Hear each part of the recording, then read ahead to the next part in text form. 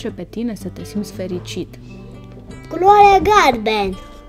Frățiorul meu.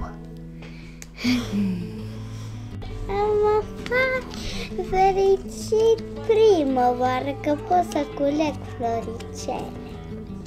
Sunt fericit atunci când mă duc când e ziua mea. Foarte fericit. Sunt fericit atunci când părinții mei îmi cumpără o carte sau o jucărie. Sunt fericită când m-am de ceva sau îmi dă voie să merg undeva. Când ești fericită, Nadia? Când primesc baloane. Să spăl pe jos. Sunt fericit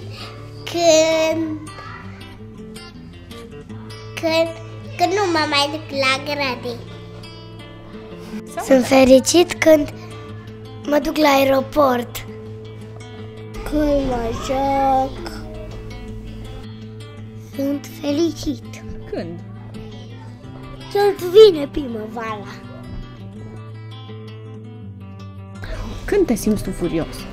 Când n-am cu cine să mă joc. Eu citesc o carte și, de exemplu, un copil îmi ia din mână. Pe mine mă face furios când îmi fură cineva o jucărie și o pierde și spune că are grijă de ea și nu se ține de promisiune. Sunt furios când mă bate. Sunt furioasă când doar mă împinge.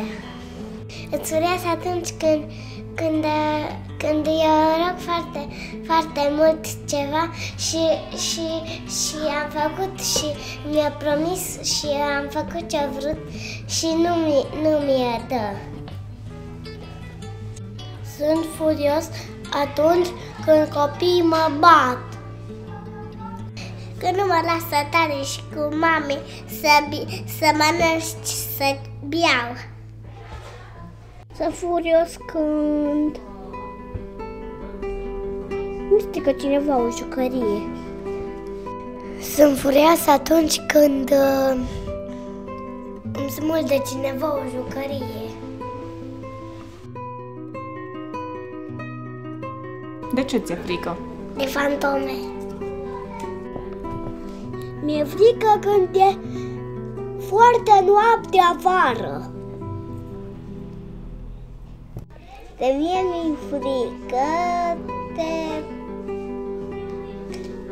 câteodată când vine mami pe ușă și nu bate la ușă și eu nu știu, atunci mă sperie.